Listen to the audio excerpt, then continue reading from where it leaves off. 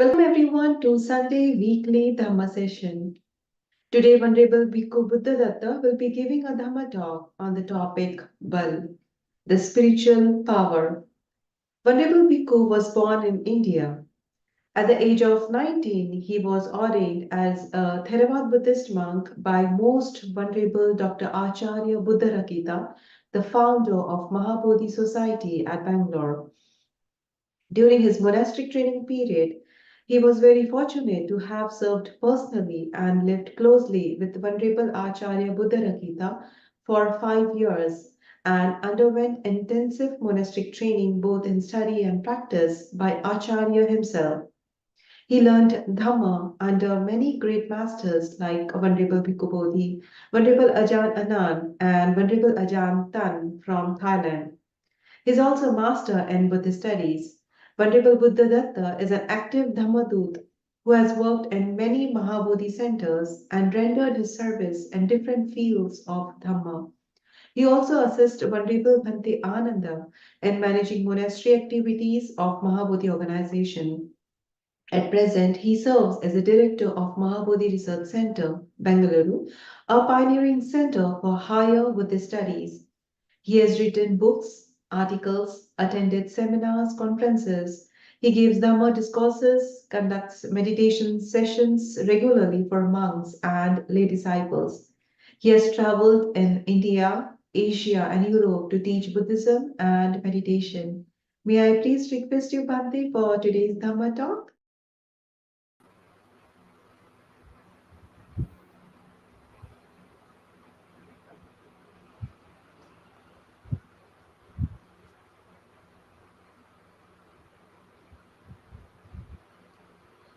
Start now. Huh?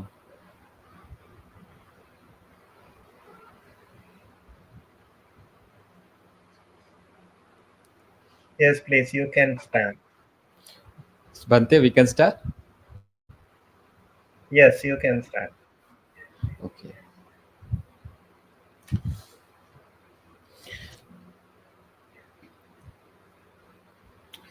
Namo tassa bhagavato arahato samma sambuddhassa buddhang dhammang sanghang namasami. Homage to the Blessed One, to the Perfect One, to the Supremely Enlightened One. Homage and my humble salutations at my teacher, Most Venerable Acharya Buddhadatta Mahathera, the founder president of Maha Bodhi Society, Bangalore. My salutations to our abbot, Most Venerable Kasapa Mahathera Banteji, and dear Venerable members of the Sangha, blessings and metta to all the Dhamma listeners. And my special thanks and gratitude to Bante Sumita for kind enough to give me this opportunity to share the Dhamma with all of you. So today it's been my real honor to be invited from the Dhamma USA to deliver a Dhamma Desana. At the outset, I express my sincere thanks to the founder of Dhamma USA, Most Venerable Bante Sumita, for his invitation to join this Dhamma session today. So I will be talking about the spiritual powers based on a sutta from the Anguttara Nikaya. Now, how this sutta will be center around the powers and how does it remove the dangers and fears from our life. Now, in our daily life, why I am taking off the sutta, because suttas is something, is a framework, a guideline for right living. And this is just like a carpenter or an artist who, before drawing anything, he has to do a framework so that it just come off so nicely and it just go systematically according to the frame. So when I'm teaching the Dhamma, and it is based on a sutta and from the teachings of Lord Buddha, this is appropriate, and this audience can understand the deeper meaning of the Bhagavan Buddha's teachings. Now, you might have heard about this thing called Bala. Let me talk about this Bala. Bala is translated as powers or strength. Now, this can be a physical strength as well as a mental strength. When we are strong enough in a body, then we say, I am more strong, And when you are strong, you are free from sickness, free from disease, and your body is very active, and you can shift around and do things very fast in compared to a person who is sick. So having a physical well-being and strength is a really blessing. It's a great blessing, as the Buddha says, arogya paramalabha. Being, good health, having good health is a source of blessings. But today, all these physical powers, what we seek for, when we aspire to have a strong body, to have a strong health, a good health, and also longevity we all aspire for. But these are all pertaining to the material world. Now, apart from that, we have to think about what are those mental powers, the spirit, which can eradicate all the fears and suffering from our mind.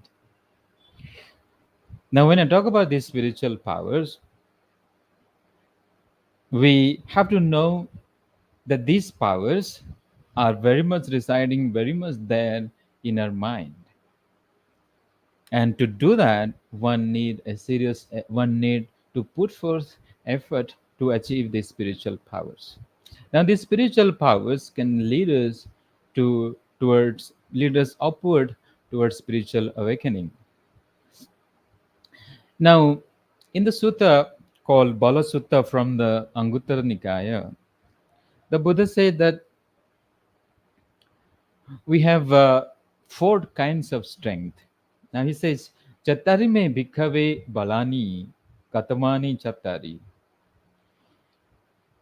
There are 4 types of powers, or monks. What are those 4 kind of powers? Panya balang, the power of wisdom. Virya balang, the power of energy or perseverance. The power of blamelessness, that is called anavajja balang, and then we have called sangaha balang.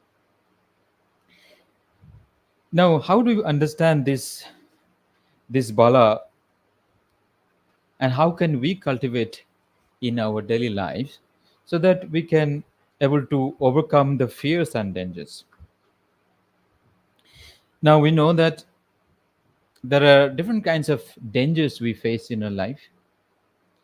One is called the dangers of livelihood, the dangers of not being getting whatever you want, or not become so famous or well known, so called. And then having a sort of a fear, a kind of inferior complexity when we go about to attend a meeting or to do certain things. We have fears in our heart to meeting the audience. And then we have marana bhayang, the fear of death.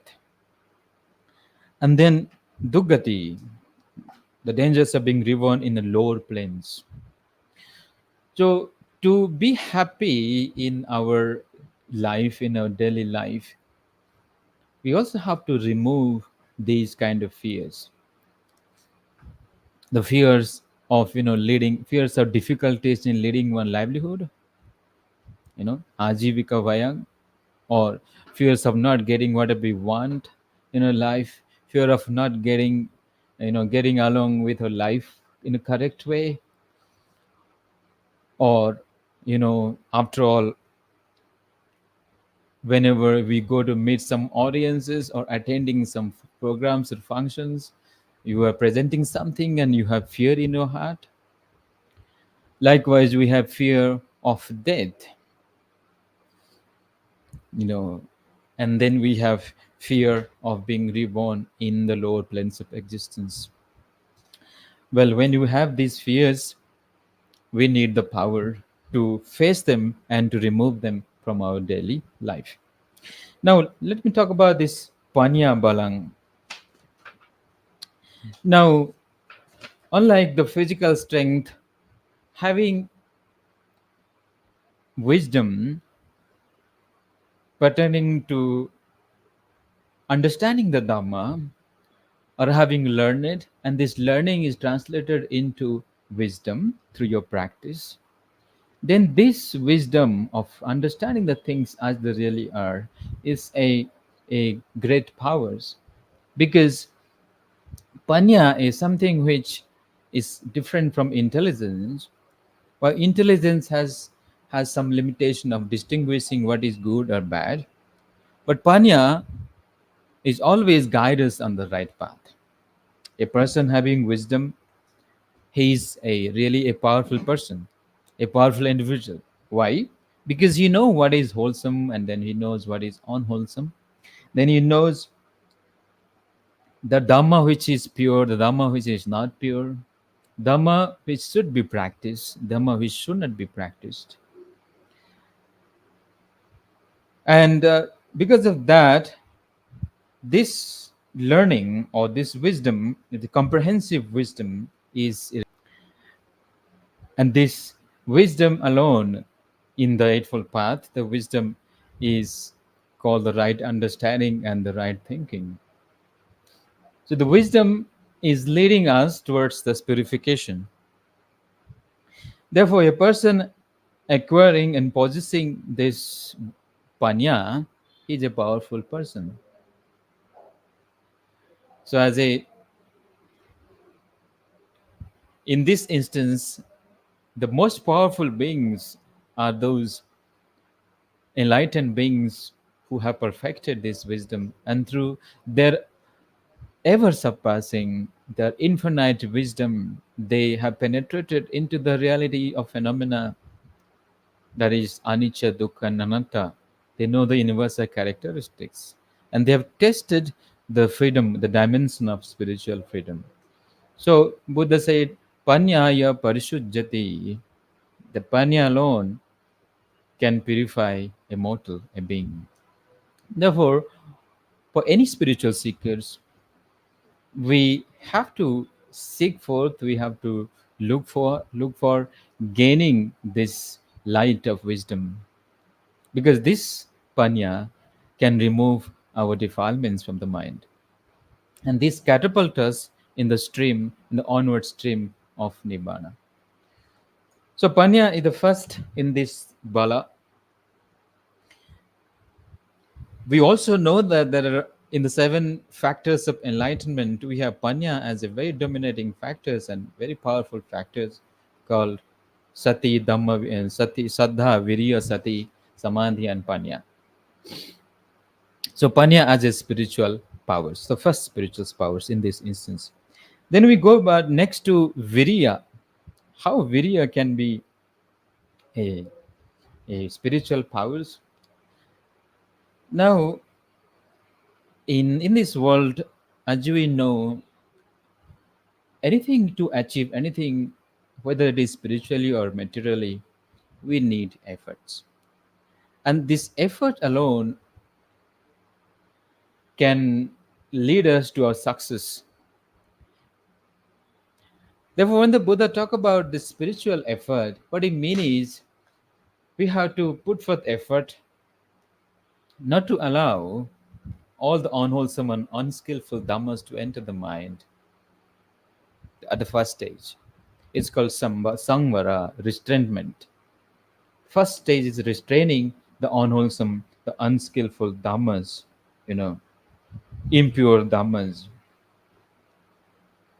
Then, well, We don't allow these unwholesome dhammas, but what about those dhammas, those things we have already entered the mind? What we should do is to remove them.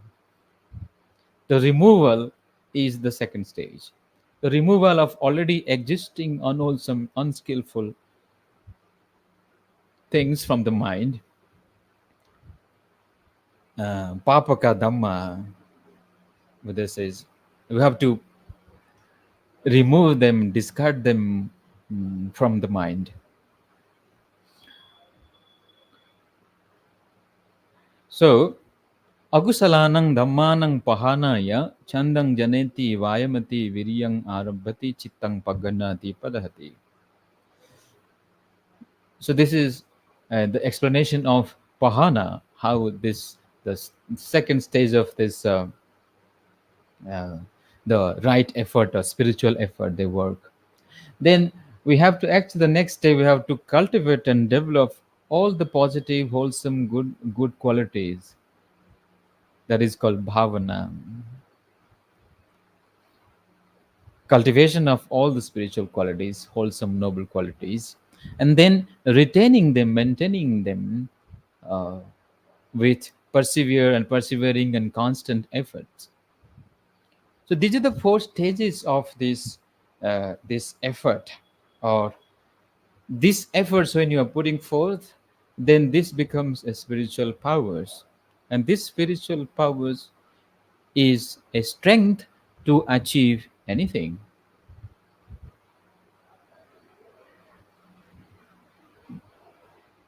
For instance, in the life of monks also we need effort. When you are studying the dhammas, we are learning something. If you put forth effort continuously in an unremitting way, in a constant manner, we would definitely meet up with success, or we achieve the goal which we have set forth. Likewise, in a source of in an ordinary sense, for example, the children who are studying, they also need effort.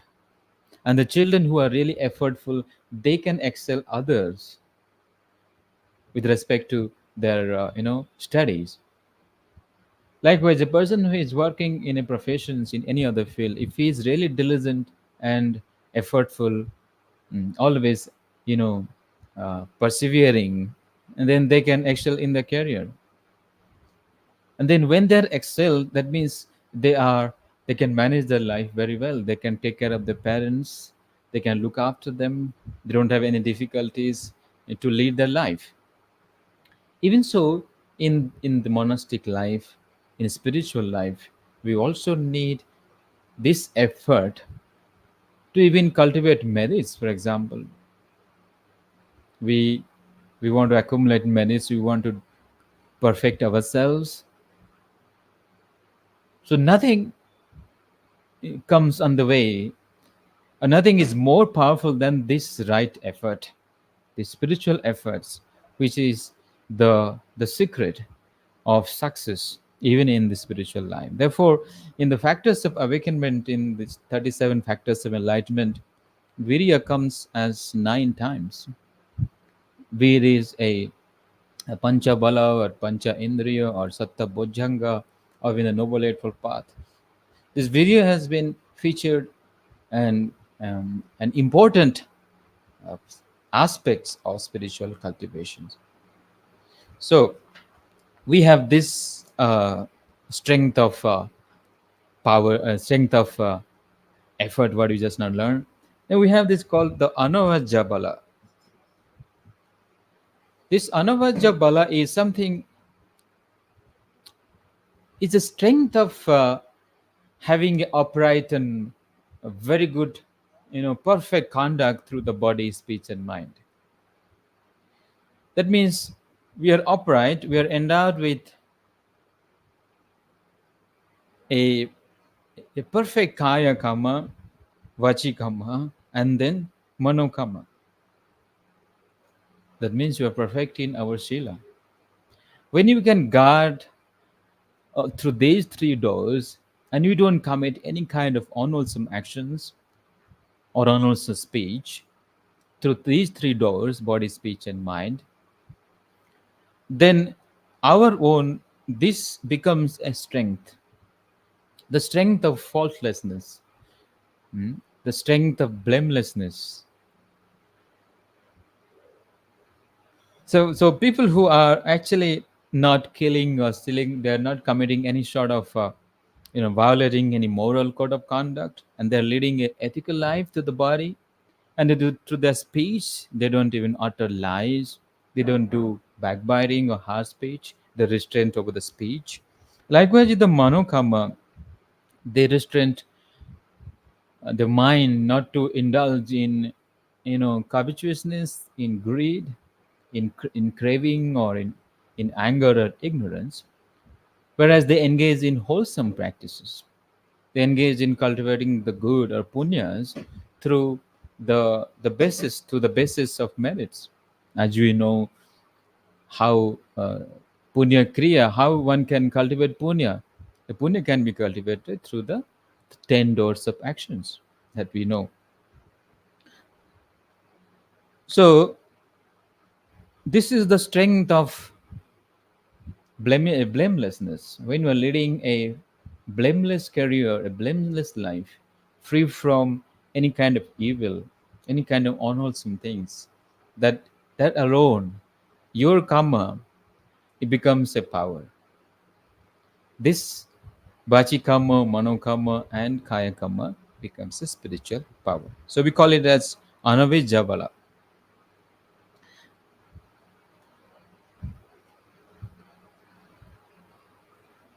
So, for example, if we take the instances of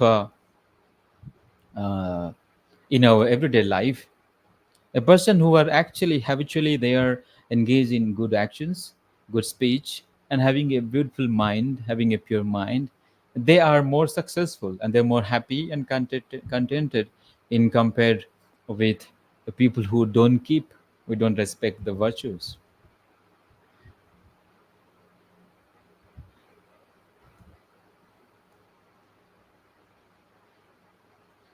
So, in this instance, when we perfect with our actions, this become a spiritual strength.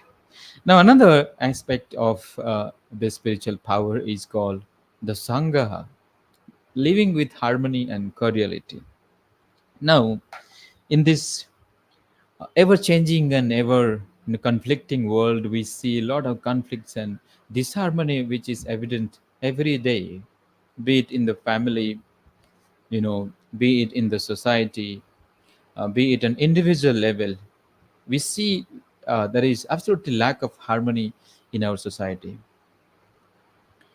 Even in a family, in a small family, we see the parents are not in good terms with the children's, and the sometimes the siblings are having different kind of attitude.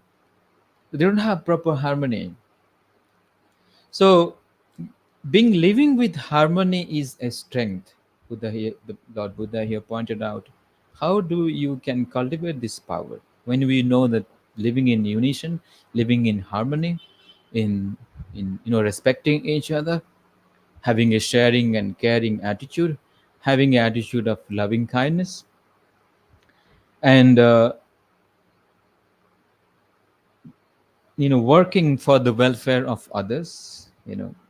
These are some of the things which actually brings unity in the family, unity in the society, unity in everywhere. So now, to do so, how do we develop this strength of unity in the family or anywhere for that matter, anywhere? How do you support each other? Now, the first quality here under this particular heading, we call it Sangha Bala. This is called Sangha Bala. Under this Sangha Bala, we have four different qualities which fit into this. The first is called having a quality of sharing with others. Having a quality of loving kindness through your body, speech, or mind. Or Buddha say, as this is called Peya Vacha, the pleasant talk. Let's say giving some Dhamma talk or instructions, inspiring others, the people around you with the Dhamma, or even when you are talking to your, for the example, the parents who are instructing the children, encouraging them for dana, sila, or something else to in their daily life, they have to maintain this quality of, pleasant speech. The speech should be motivated by, they should intended with loving kindness, metta. So this quality of dana, then the quality of metta or pleasant speech is a supportive factor, and this ultimately lead us to the spiritual strength. Then supporting by carrying out things for others' benefit. For example, somebody is lacking with saddha, then we should actually encourage that person to develop saddha in him. Buddha said, asadde saddha sampadaya samadapeti.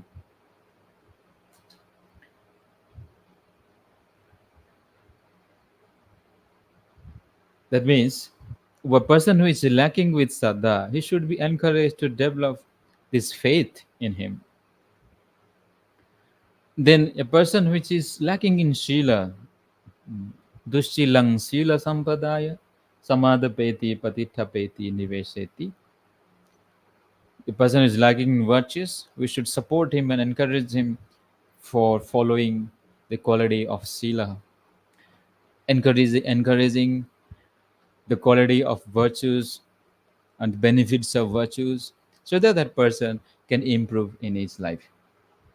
Then we have the quality of wisdom.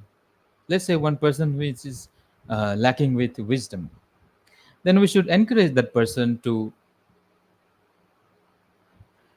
develop his wisdom in his daily, in his own life. And one is person, like as I said, this way, these are the ways where we can actually support each other, and these supporting factors becomes a strength.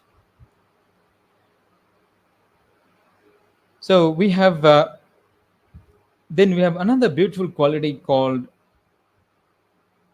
in our daily life, we should behave in an impartial way. We should act for the welfare of others. This Buddha said as samanatata. This is a quality of samanatata.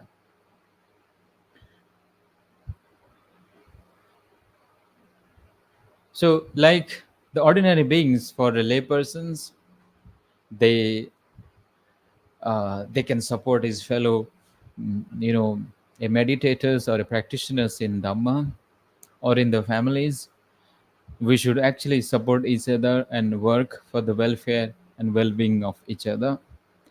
For those who are for the Aryas, the Arya Pugalas, they also support each other. For example, the Sotapannans who are Aryas, they also support one another. The Sakdagami, the non-returner, they also support one another. An Anagami support another Anagami. Arahant also support Arahants. So, whether in an ups and down, in our difficult situation or happy situation, through the challenging times, or even this, in a jubilant time, where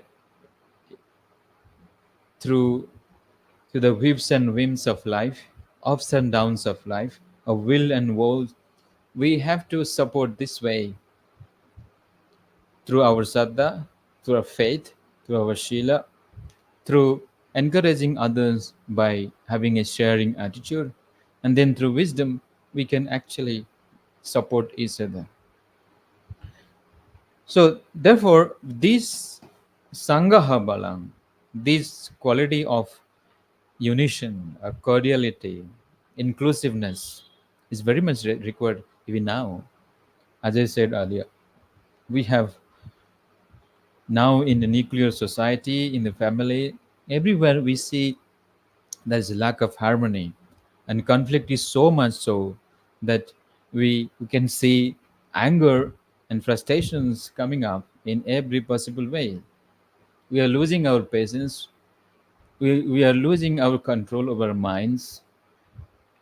Therefore, what we need is to have a supporting qualities which can support our mind as well. So when I say this supporting quality of unity, this also support our spiritual cultivation. Therefore, this is also a part of spiritual powers. So far, we have discussed the four different kind of powers. The first powers, as I said, is called panya, Bala, the quality of wisdom. Then we have the quality of efforts, virya, the second quality. And in this virya effort, virya will learn that how this virya is even required in earning anything in our life. For example, or if those who are the not like monks, not like me, though not members of the sangha, for them they have to really work hard and diligently to earn some money. So for them they have to you know earn the money, and whatever they earn with their hard work they have to save it and protect and preserve it. They have to also think about to you know keep some provisions for performing merits. They have to keep certain portion of their earnings for the emergencies. They have to keep certain portion for investment, for family, like that. So they have to plan economically their life. So to earn this they also need called uttana sampada, the perseverance, the position of perseverance. So then a life can be you know one can achieve success in their everyday life. Now, coming to this part, even in the life of Lord Buddha, when he was still a bodhisattva, still he was not a fully enlightened being, we can see in a lot of his lifetime, he has perfected these virtues of um, effort, right effort. In one such instances, we learn that in when the bodhisattva, he was sailing through a on the boat, and then the there was a heavy storm, and the sea was so turbulent and loses control, and it's begun to sink deep into the ocean. Imagine the vast ocean, and the bodhisattva, the would-be Buddha, he never lost his you know his determination and his perseverance. He began to swim 7 days and 7 nights to reach the shore, non-stop in a continuous manner. He swam and swam throughout 7 days and night. So his spiritual this effort, it's not spiritual effort, although it is for the you know being survived, it's for the sake of survival. But still the effort was so much that even the deva was moved by the sheer effort. And the deva picked up this enlightened being, this mighty being who was actually striving hard to reach out the soul. He picked him up and then put him across the soul, across the soul. The deva name was Mani Mekhala. So you see, even the effort can move a deva, and in deva in turn helped the being, this the enlightened being, and then he saved him. Likewise, in our life as well, we also have to develop this quality of spiritual powers, or this quality of right effort.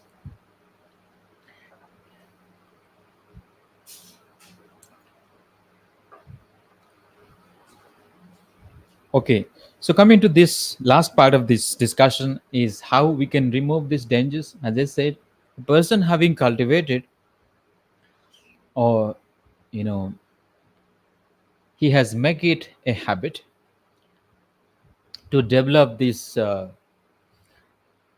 quality of wisdom. I mean, he is possessing wisdom, he is having this effort, he is having a blameless, faultless career, you know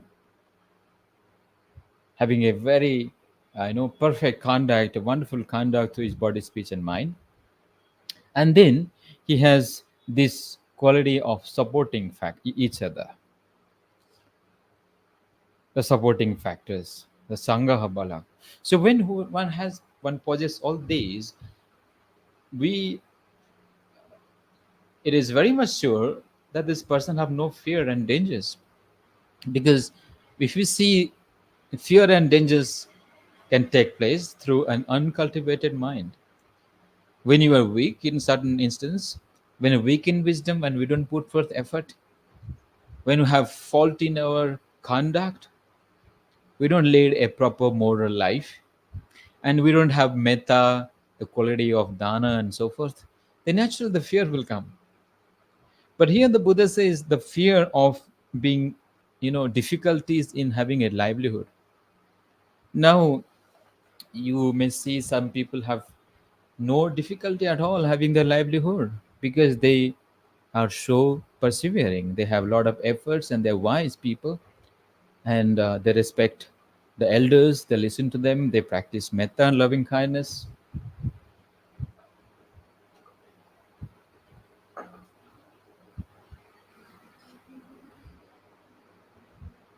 They have loving kindness to the body and speech, therefore, they don't have any fear. So, they will find it easy in whether in terms of the learning, whether they're still, as a student or even as a working professionals or a family man, they don't have any difficulties whatsoever. So one can remove that fear and the danger being livelihood. And some people, they are quite well known because of these qualities behind them, which working as a, a spiritual force to be well known, even though they don't want, even though they don't aspire for any kind of recognitions, but they still be recognized and people respect them, revere them, listen to them. Why? Because of their uprightness, because of their wisdom, their right effort, because of their quality of loving kindness, and so on. So we can see one can be free from this danger.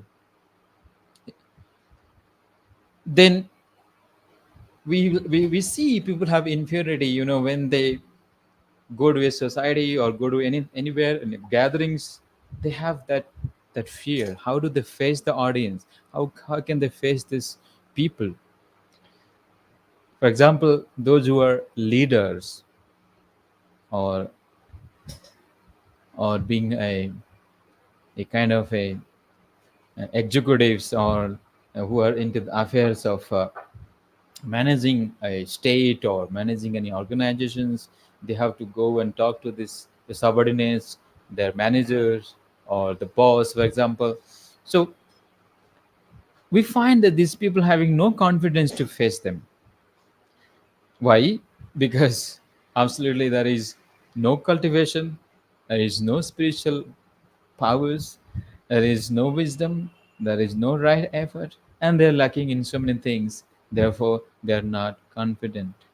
Whereas a person having all these qualities, they're very confident.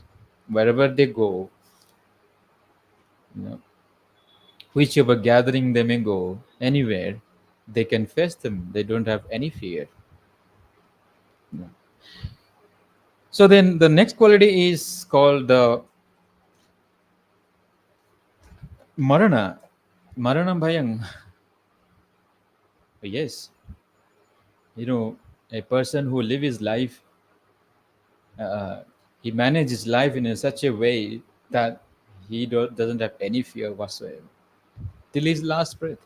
When he's facing the death, he is happy, because he is happy here and he is happy hereafter, because he recollects, he remembers his quality of goodness, his quality of merits. Therefore, he is happy. It's simple. It's law of karma. And person who has developed all these qualities, and he's already, having stability in his mind, he is not be disturbed at his while he is at his death moment. So, and then the last quality we also learn that a person who is actually living with the Dhamma, with these principles, then there is no question he will be very sure that he will reborn in a happy destiny. His gati definitely be sugati. So the fear of being born in dugati has been removed. He doesn't have to fear about his, dugati. You see, some people who are, habitually they perform wrong actions. They're not following the virtues. They're not respecting this quality. They don't uphold any quality of metta, full of anger, full of, irritations, you know, full of laziness and whatnot. Then lacking in wisdom, full of ignorant. Ignorant is covering their minds all the time. They behave with ignorance and craving most of the time. Then this kind of beings, pugala, this kind of individuals will surely go into a downward.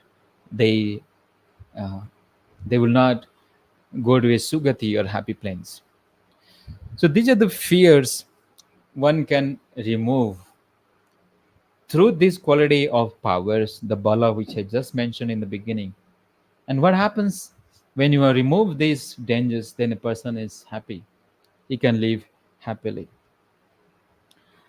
So the purpose of our existence is to live happily, peacefully. If that is the purpose, that is the goal which we all aspire, whether in our material life or in our spiritual life, any kind of aspirations which you have, this can be mitigated, it can be achievable and reached through these spiritual powers. So, dear friends, we learn today. This is the discussion which is revolving around his powers and how these powers, as I said, when a person develop his body strong, then he can be free from any kind of disease. He enjoy that healthiness, that beauty, the strength and power in his body. That is how it can prolong his longevity. Same with our mind. When you have these qualities, our mind is strong, and this mind will not be disturbed by these the worldly conditions.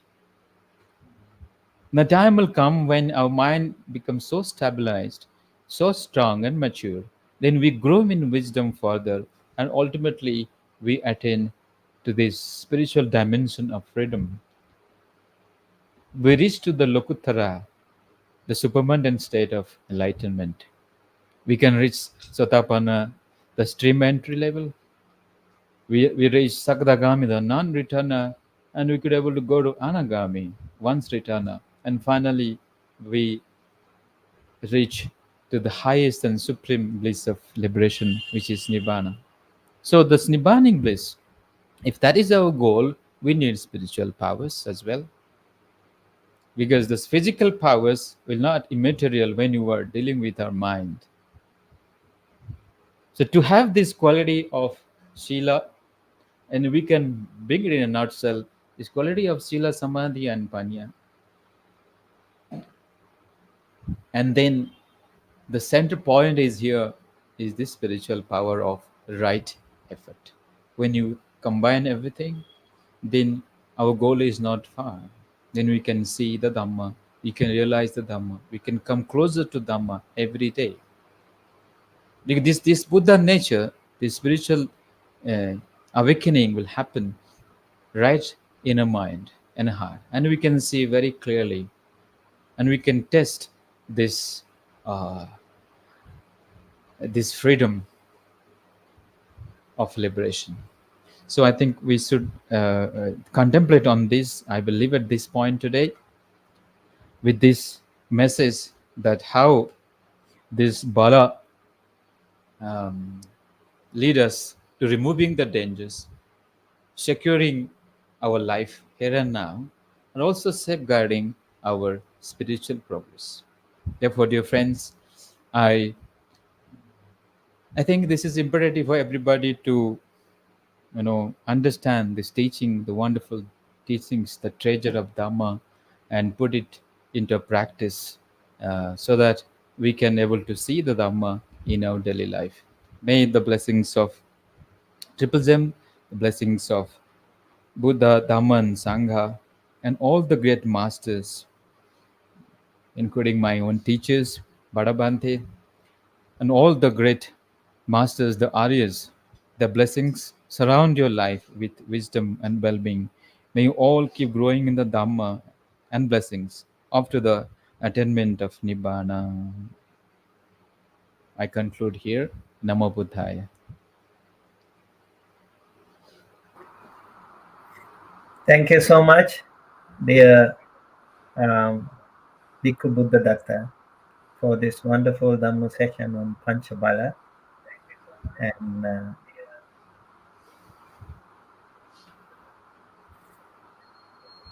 can you hear me? Yes, Bante. Okay. Yeah. So really appreciate your effort today to help our community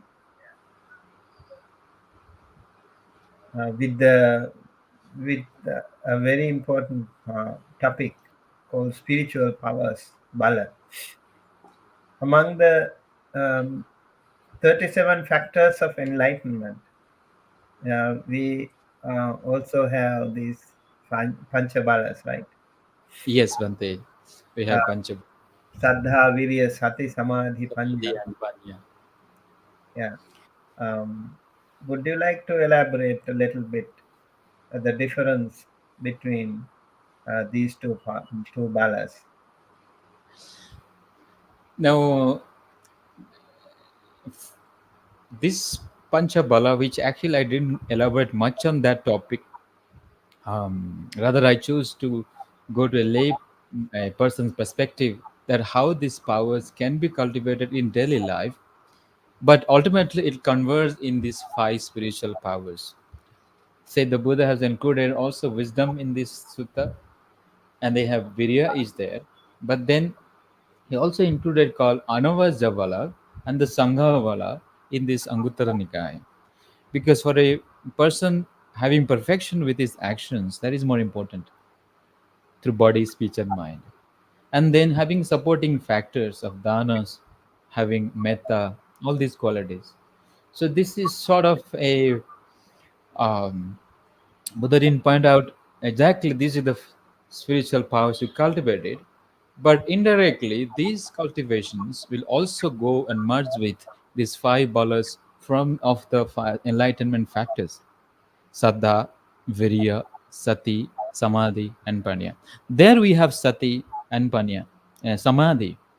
In Panchabala, we have Sati, which is at the center point and it does exactly the balancing factors. Sati, it balances with Samadhi and wisdom. It balances with also effort and wisdom.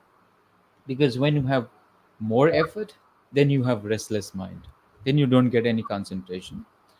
At the same time, when you have less effort, you'll fall into laziness and indolent. You'll become inactive. So we have to balance it. A neither so much, neither too much of effort, not slackening in effort, but with the right amount of effort, a balanced effort, which we need. Therefore, here effort becomes a little bit advanced, a little bit something higher than this normal, ordinary effort what we talked about. So here it is spiritual effort of Samvara, Bhavana, Pahana, and Anurakana. Likewise, Sati has been included here, and Sati is there everywhere in these factors. We have four foundation of mindfulness: Kayanupassana, Vedananupassana, and Chittanupassana, and Dhammanupassana. Then we have Samadhi. Here, Samadhi is uh, Chattaro Samadhi, four types of higher concentration, like Patama Jhana, Dvitiya Jhana, Tatiya, and Chaturtha Jhana. That is what called Samma Samadhi. And then wisdom is there also. And with all these, at the beginning, we have the factors of Saddha, the faith. Now, here, faith in this spiritual factors is called faith based on wisdom, not sort of a blind faith like that. So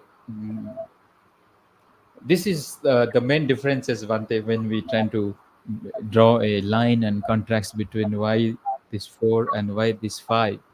So ultimately they are not different. Is it is just categorized in different levels of their development. And when these qualities developed, and then they become powers, they become the strength. But how do we develop the strength? To reach that, we have to go through this process. To get a PhD degree, we should also complete the bachelor and masters first. Then we can go to this the PhD, the highest degree. And once we reach that, then that is complete. We have finished that the entire education process. What is your take on this, Bante? That much I should say here. Yeah, I think that's a good summary Hmm. point. Saddha, Virya, Sati, Samadhi, Panya can also be Indriya Balas and Correct. so Bala Dharma. So they are presented in both cases among the 37 factors of enlightenment. Yeah, I think I'm happy with your explanation. Um, Also, it's really important that, as you mentioned, how important it is to have this saddha as a beginning point to someone's spiritual career, spiritual journey, because saddha can be so powerful and it can lead you to the spiritual path. And by practicing some of these rites and rituals, chanting sometimes, and maybe circumambulating the Bodhi tree, the stupa. Yes. Um, they also help us in many different ways. And I remember, like, when we were doing it at the Bangalore Maha Bodhi Center last time, it was so powerful. And the group chanting of the monks, Yes, Bante. for example, the Dhammapada chanting there at the stupa was amazing. So these chantings, these some of those rituals, some of those things that we do as Buddhists can enhance our saddha to greater heights. And would you like to explain how saddha can be so powerful for our new Buddhists, or our already established Buddhists or traditional Buddhists? How to make saddha as a stepping stone to the Nibbana? What do you think about that?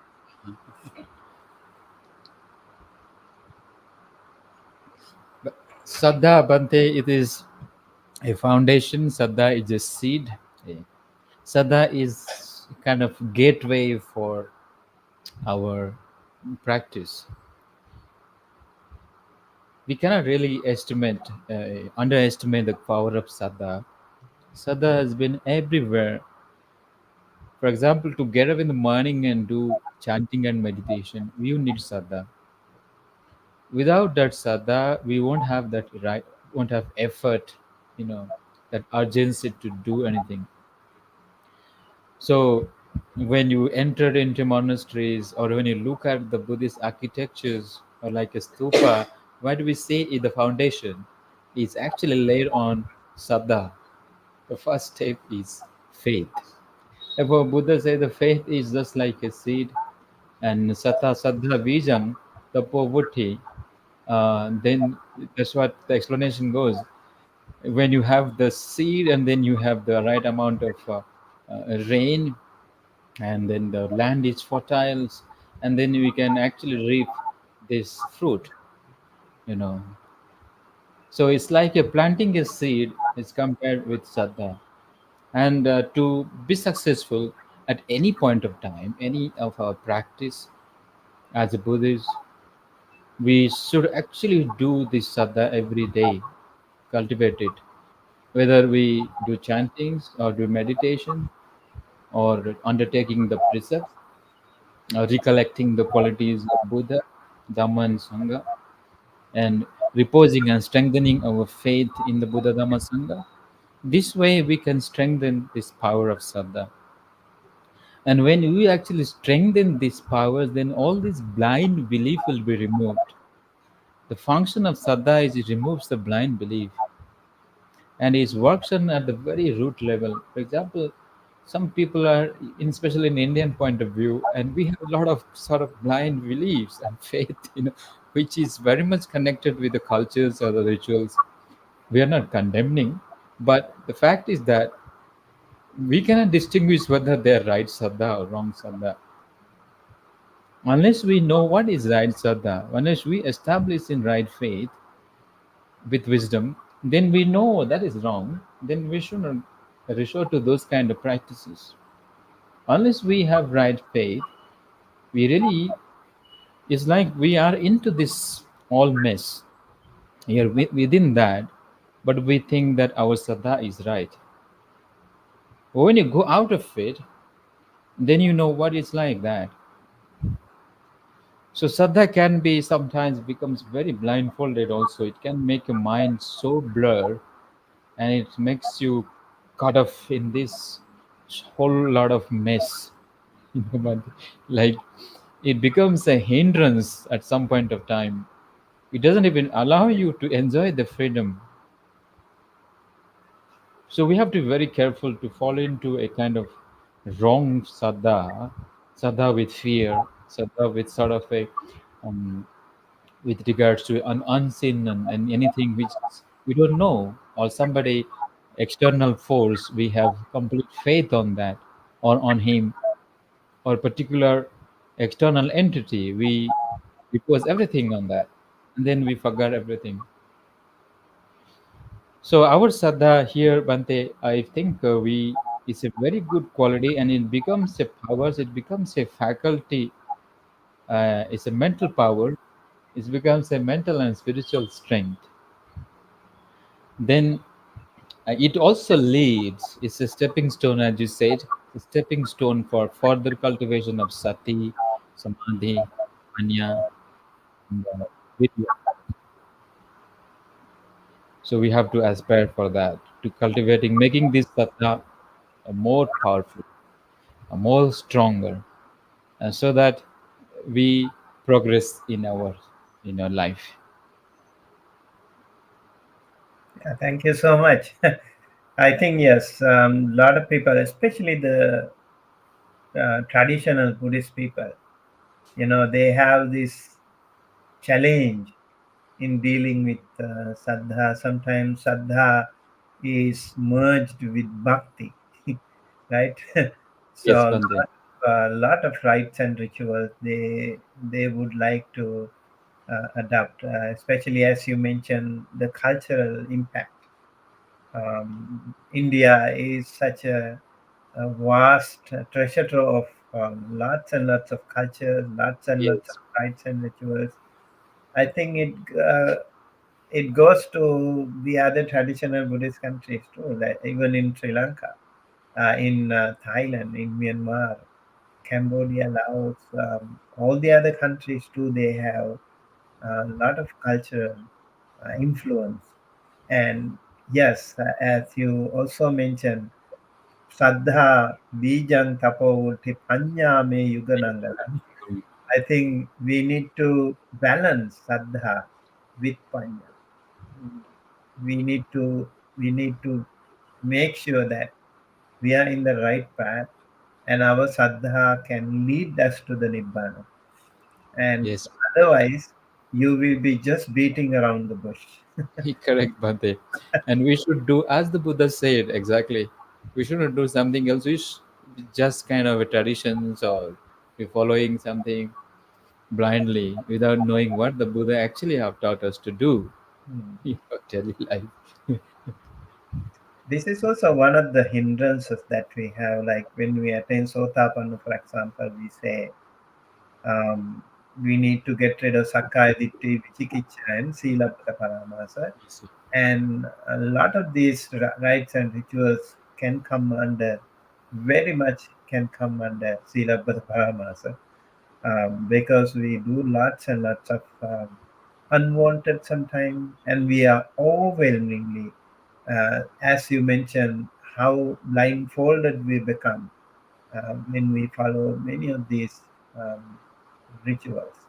So, dear friends, so when you practice these things, you need to pay attention to that, how important it becomes, how useful or helpful it becomes when you follow these rites and rituals.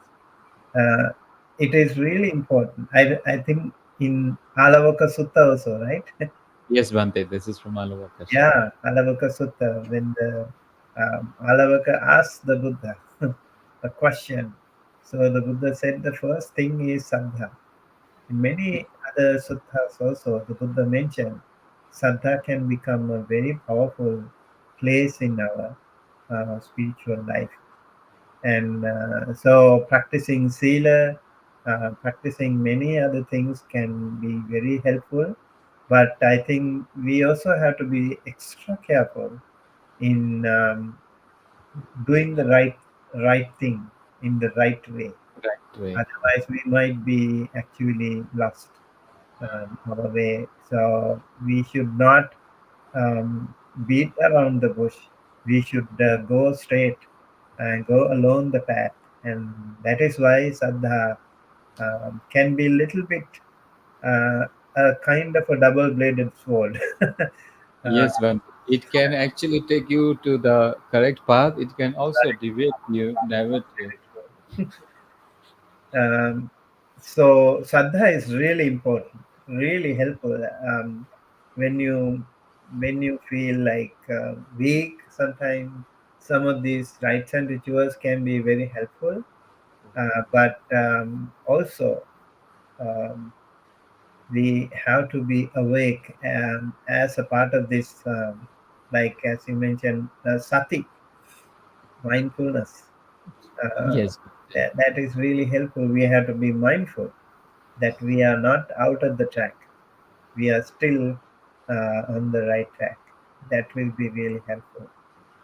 It's like a example, Bante, maybe Ajahn Chah or Ajahn Anand Bante, he gives example that when a cowboy actually leading his cattle on this village roads, and he knows that there are paddy fields on both the sides, and then that man actually he is correctly looking after them, and then he's just whipping to the left and the right, so that these animals, these cows and buffalo, they don't go into the fields. So it's like that. We have all these factors, but the sati is actually leading and guiding, acting as a watching over all this. Yeah. And then maybe virya, right? Yes, one. Um, so we do have, I think, fourfold viryas efforts in Buddhism, and how these fourfold efforts can be again helpful to us. When you know that, when you recognize that you have some loopholes in your spiritual path, you see some defects in you, some of those unwholesome qualities in you. When you recognize, you have to make an effort to get rid of it. And then when you also have to recognize that there are some unwholesome traits in other people around, so you should not allow them to come into you. So this is the other, the effort. Then we have lots and lots of wholesome qualities in the other people. When you notice that, you should make some effort to inculcate them within you, and then you already have some wonderful wholesome qualities in you. Then you need to make some effort to further develop those wholesome qualities. This is what we call um, virya, right?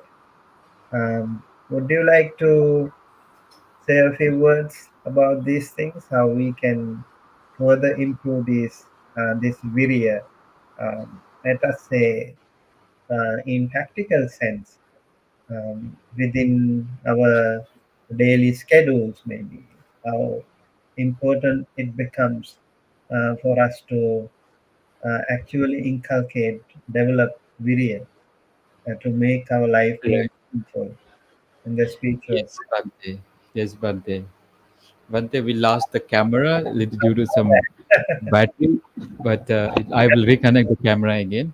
Am I saying the cat or Bante, yeah. So, um,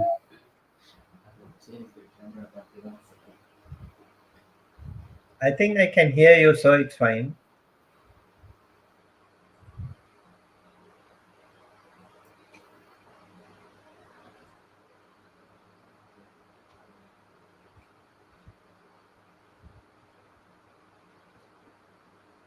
yes, Bante. So, you asked me this question, Bante, about the virya.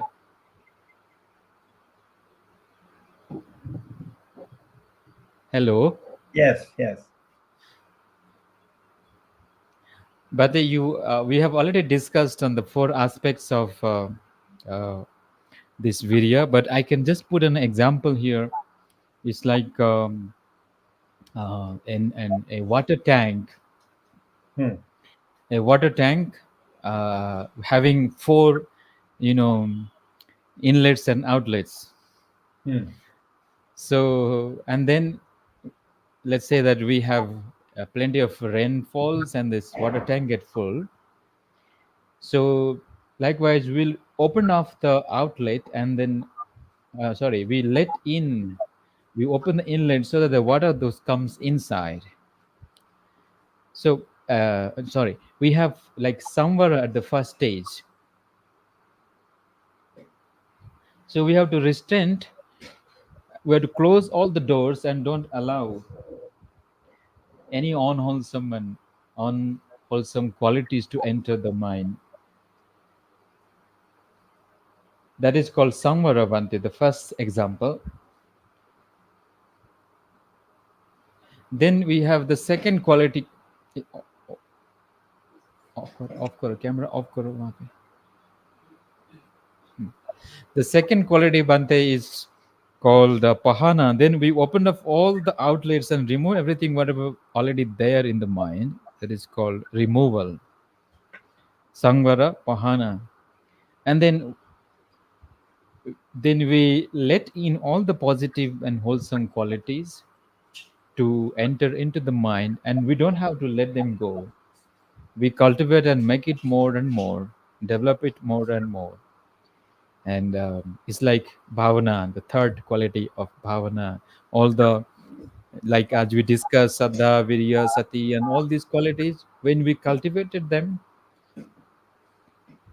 then we try to maintain them. And at the first stage, next stage is maintaining those qualities and preservations, or like storing of those waters in a tank. So these examples we can understand that how spiritual effort works. At the first stage, we restrain and don't allow the the quality of um, all these unwholesome and negative qualities to enter in the mind. The first stage. Then whatever already entered, we remove them from the mind. Camera niche karo.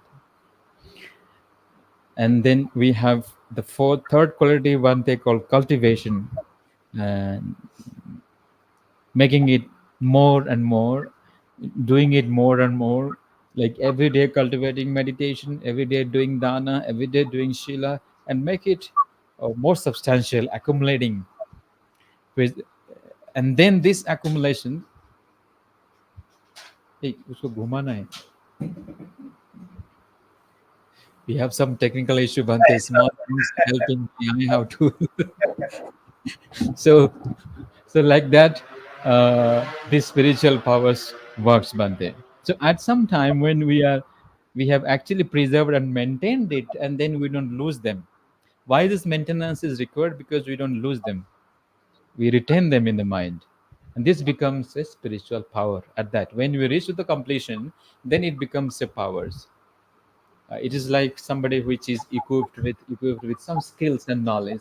As long as they retain that skills and maintain this, then this becomes their strength. When we lose that, it's no more a strength at all.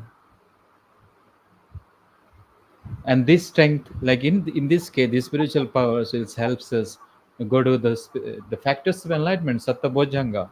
In satta bojjhanga, further lead us to take eightfold path.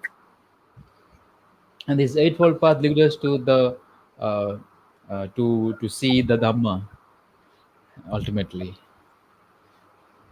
Yeah, I like that example, especially like the practical way we can use this example for our daily life, right? Yes, Bhante. Yeah.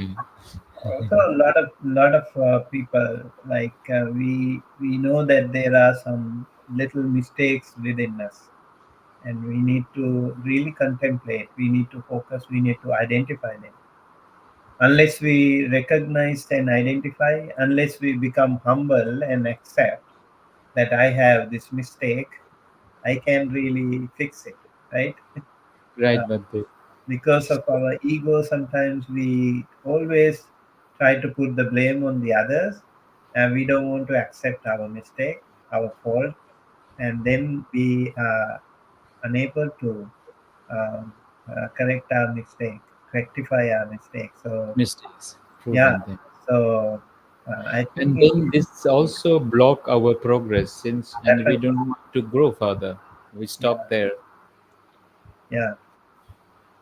Isn't it that avidya or ignorance and also our ego, mana, they are all very powerful contributing factors to hinder this.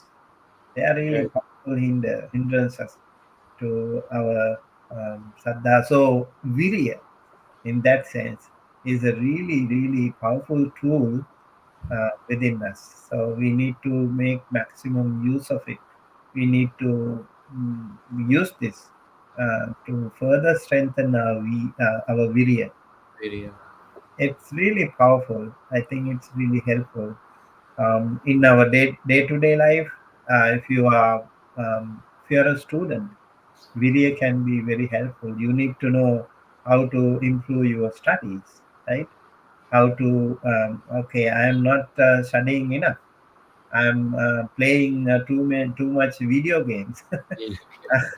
You need to recognize that this is my mistake, and then you need to work on that. Okay, I should not do this. I have this problem of video video games or something, some other thing, and I'm just wasting my time on many other things. Maybe too much. Sports. So I'm not saying not at all, but we need to balance it. And Yeah. then we also need to see, like other people also have some of those bad qualities maybe. So you need to think of it. You should not um, follow them. There are a lot of trendsetters in the world, right? Like Right. a lot of social media, we see a lot of people, like they do um, trends. They are trendsetters, and many other people are trend followers. So I think when we pay attention to virya, we can get rid of those unwanted trends. uh, Yes. we don't parents also need to think, okay, these lot of people do this thing, we should also follow. And children also should think, although the other people do, it doesn't help me in my studies, it doesn't help me in my career, so I should not follow them. We need to make an effort. Effort. True, Yeah. Bhante. So I think in our day-to-day Great. mundane life also, the fourfold efforts can be really, really helpful. Helpful. You should go with the sati too, right? Mindfulness. We should be Mind. mindful. Then Yeah, and do that mindfulness to be powerful ones, they have to do it every day. mm, Mindfulness, as we say, It cannot be, when we say mindfulness as a power, it is not developed just overnight, one day or like that. It has to be done, cultivated every day until we reach a sufficient amount of mindfulness. And then it becomes a power. It is like you are all the time mindful. Your mindfulness is leading there.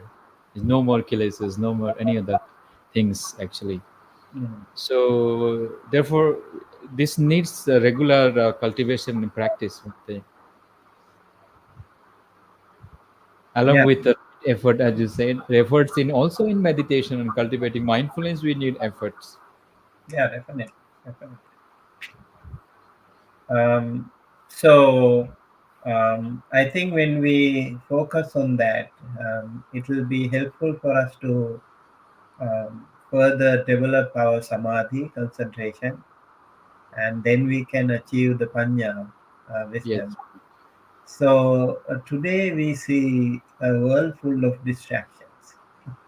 So many distractions. Like when we were kids, we had very less amount of distractions. We didn't have so much technology those days, so it was easier for us to study. We were able to focus on our pariyatti, um, learn the suttas by heart, and all these things were easier for us. yeah, very Now easy. we have AI technology, we have ChatGPT, and we we have so many other uh, But technology this is things. also makes we have to be really use our effort there. Yes. Be lazy to, okay, everything is there, but we don't put forth effort. It's like you have a button, you have a password, but you don't hit that password, Hmm. then you cannot enter into that. Hmm. So for, I think for this spiritual effort, anything you want to really do it in a right way, correct way. Yeah. So I think to improve our samadhi, we also need to be aware of these distractions, right? Right, And Bhante, very sometimes much. it is overwhelming. We become like less humans now. We don't think, we don't make any effort, everything comes to us. We don't want to write an essay today. You just do something and the artificial intelligence will write it for you. So it doesn't make you a better human, I think. So we need to Yeah, be careful about this, not to be distracted with so many things in the world. I think it is so important that we focus on the right path. We use the right way to further improve our mindfulness, our concentration, and then we can attain right. panya. I think if we use artificial intelligence, we will never be able to attain panya. Funny, yeah. You can be intelligent, but not wise. Right. Yeah. So, would you like to say a little bit about um, the training programs that we have in Bangalore, Maha Bodhi? I have Yeah, seen. I have seen Bhante, you came here and spent Yeah. time in Bangalore in visiting during Dhamma festival last in April. I think about 21 Bhante, 21 to 27 or 8th of March. Hmm. Been to Bangalore and Hyderabad and Mysore. So you have seen in your own eyes, Bhante. Right. Right. I We would. all I would had to hear. chanting, meditation together here, and Yeah. So mm, it is really inspiring, I must say. It can motivate many other people in the world, especially those young aspiring people who want to become monks. And, they are also searching for training centers. And so maybe they can be they can find it very helpful. Would you like to elaborate, maybe say a few words about the daily routine of Mahabodhi Bangalore, how these monks are trained? in Maha Bodhi, Bangalore, from morning to evening. Okay, Bante, that's a good thing, Bante. I can just mm, elaborate on that a little bit about our training programs here. Uh, the programs actually divided into Pariyati and combining with Pariyati and Patipati, learning and also practice. We have learning sessions. We have also practice sessions. We have also work, monastic duties and work. We have like training monks in their daily routines in starting with the small little things. We have training in the studies. We're training in meditation programs and training in teaching Dhamma, training in running and managing the monastery, working in different branches. So it's kind of a sort of Dhammaduta training programs, Bante, here. We wake up in the morning around 5 o'clock. Then we have 1 hour morning chanting, a group chanting and meditation, and then followed by morning breakfast around 7. And then after breakfast, we have a Dhammapada class where you were here one day. You have seen that Dhammapada class where we discuss about, we take the attendance of monks, and then we check the health, the routines, and then we discuss on the Sangha matters there, as well as something to some disciplinary matters. But more importantly, the Dhamma talks. We encourage the young monks to come for and then share their train them to how to speak the Dhamma in front of their brother monks, the younger monks. After that, they have duties cleaning monasteries, the Bodhi, and then the stupas everywhere. So everything here, the monks they do on their own. And then we have classes from 9 to 11, 2 hours of study program, and then lunch at 11:15. Then blessings to the devotees. Sometimes a group of one class, but group they will do. But usually we do it on dining a blessing ceremony for them, and then a few hours of rest, 1 hour rest, and then they go to the afternoon study class. Likewise, we have in the evening, again, they have some drinks, the evening, some Gilan Pacha for them, and then they go for chanting, evening chanting and meditation. At the last hour study hours from 7:30 to 9, like that, 1 hour, 7:30 to 8:30, sometime 8:45, and then they do a metta chanting together. Their warden, the particular warden in the dormitory, they give some instructions, and then they go to bed at 9:30. So the light should be turned off at 9:30. It's again the next day. So like that, this is our daily monastic routine here. Yeah, I think I just wanted these words from you, and how important it is to train young monks. And I have seen in my own eyes and how these beautiful young monks have been so busy working, cleaning, chanting, studying, and doing everything. But I see their happy faces. I saw them very happy, and they were very respectful, and they also have a lot of saddha, especially Mm. when we were meeting those young monks. We had an assembly with the monks over there, and how all of them were appreciating Mahabodhi Bangalore for allowing them, for providing them an opportunity to learn things, and how they have learned, how they have improved, how they have progressed along their way. I really want to appreciate today on this occasion as well. And I hope these young monks will be aware of these Bala dharmas. They probably will have saddha, more virya, and more sati, samadhi, and panya, and they can lead the world, especially propagating the Dhamma in India. the land of the Buddha, and hopefully they can do better in future. And I wish Maha Bodhi Bangalore also be really grateful for this wonderful um, founder, late Venerable Acharya Buddhadatta, for initiating this, for organizing this, for originating, and paving such a strong foundation. And even after so long, Mahabodhi Bangalore is doing a tremendous job in doing really well, not only in Bangalore but also in many other places. I had Places. the opportunity to go to Hyderabad too. They are also doing very, very wonderful thing. And what is the temple that we opened, newly opened? Mangalara, no? It's called Dhammaloka. Dhammaloka Buddhist Vihara. Yeah, Rajivante. What is the city? That's called Tumkur. Tumkur. Okay. Tumkur. It's in Yeah, north of Bangalore.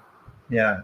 Mm. It's really nice also, and I'm sure Maha Bodhi Society is um, doing so many things, and really I want to appreciate today. And also, I would say I would be very happy to return and stay longer, work together Sure, to Bhante. further improve the quality of this wonderful service, and especially training the monks, practicing meditation, and all these things. You are welcome, Bhante. Very heartily welcome. And, we would love your company, your guidance, and in study, in your practice, you can guide these young monks. They are the real powerhouse here. Yeah, But you have to train them. yeah. So looking forward to hearing from you some more yeah, time, and definitely we will be in touch. We will Yes, be Bhante. meeting regularly. I will be Yes, visiting India regularly for sure, sure, Bhante. and then Mm. we can do things better, organize better, and schedule our maybe annual programs. Yes, Maybe Bhante. visit to Bangalore can be a regular practice. Sure, we can do better, and I wish and hope that everything goes smoothly in Mahabodhi branches, and also would like to pay my respect to most late Venerable Acharya Buddhadatta Mahathero, and also the current abbot Venerable Kassapa Mahathero, and Mm. so our dear Bante Ananda, Ji, who Bhante. is also doing a tremendous job in maintaining all these things, running around and doing a lot of things, and really appreciate his invaluable service as well. And all the other, uh, the teachers, the wardens, and also the other people, lay people who support, friends and well-wishers. Um, yeah, I think it is very important. And also maybe young aspiring children, they can find Mahabodhi as a really fertile ground to plant their seeds. And parents can be very happy of, for, by uh, offering their children to the sasana. Yes. Mahabodhi Society is highly recommended to train the young ones. And yeah, with that, I would like to conclude. Maybe if you have to say something before we conclude, then we Yes, can. Bhante. I have one thing. We are deeply thankful to you and our salutations to you for visiting and always being a source of inspiration for us and in supporting to Mahabodhi. Thank you for your kind wishes. I will convey that to our abbot and Anand Bante and all the monks here. And yes, Bante, we will be in touch and then we will work together, as you said. We will work in the Dhamma mm, for the Dhamma Bante in the future, and look forward to see you here or in there in the US.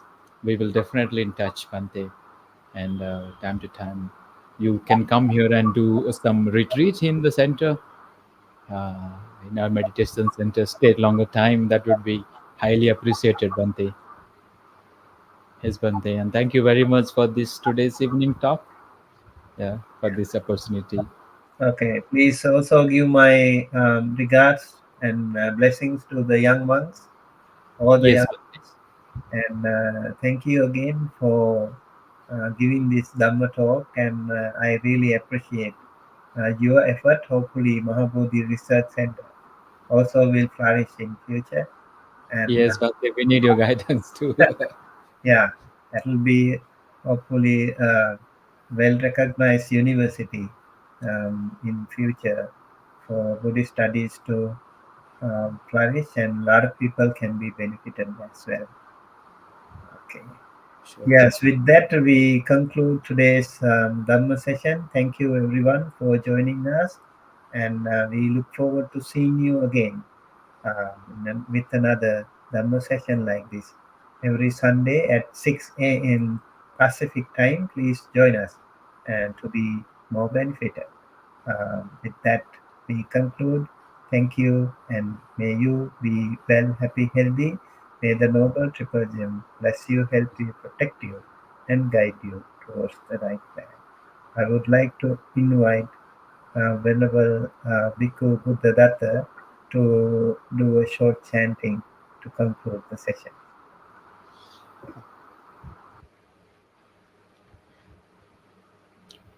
Sabbitiyo vivajjantu sabbarogo vinasatu mate bhavatu antarayo sukhi dika yuko bhava Abhivadana silissa nichang buddhapajaino chattaro dhamma vaddhanti ayuvanno sukhang balang Bhavatu sabba mangalang rakhantu sabba devata sabba buddhanubhavena sada sotti bhavantu te Bhavatu sabba mangalang rakhantu sabba devata sabba dhammanubhavena sada sotti bhavantu te Bhavatu sabba mangalang rakhantu sabba devata sabba sanghanubhavena sada sotti bhavantu te.